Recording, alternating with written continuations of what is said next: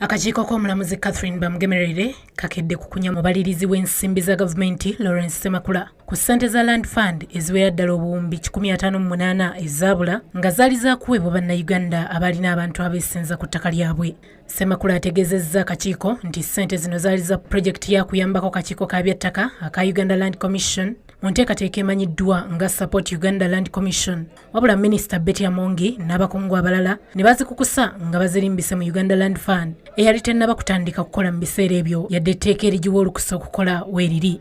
And I wish when you call here the Minister for Lands and the accounting officers of the Land Commission and Minister of Land, they should be able to clarify on that. Semakula akakiiko kamutadde ku nninga okunnyonnyola lwaki teyafaayo kulondoola kukakasa nti ensimbi zino zikola omulimu ogwaziweebwayo oba okuteekawo akawunti eyeetongodde, wabula n'akissa ku baminisita okuli ow'eby'ettaka n'ow'ebyensimbi wamu n'akulira ebyensimbi mu kakiiko k'eby'ettaka nti be baalina okuvunaanibwa ku ekyo.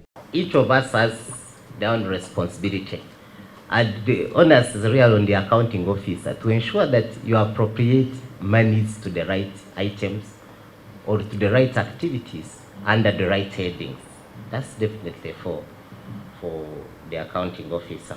Akakiiko era kakizudde nti ssaababalirizi w'ebitabo bya gavumenti John Mwanga enfunda eziwera azaafulumya alipoota eziraga obukumpanya mu bitongole by'ettaka naddala ku ssente za Land Fund naye nga zonna zibadde ziziimulwa. Semakula n'akkiriza nti abadde tazifaako. Auditor General advised in 2011 that this matter of bank accounts should be followed up with the Accountant General and have the dormant accounts closed. We do regret because some of these reports we have been assuming, taking them, saying that this report goes to the accounting officer, but we have also learned that the accounting officer have not been following up these reports. Semakula akakasizza akakiiko nti kino si kyakuddamu.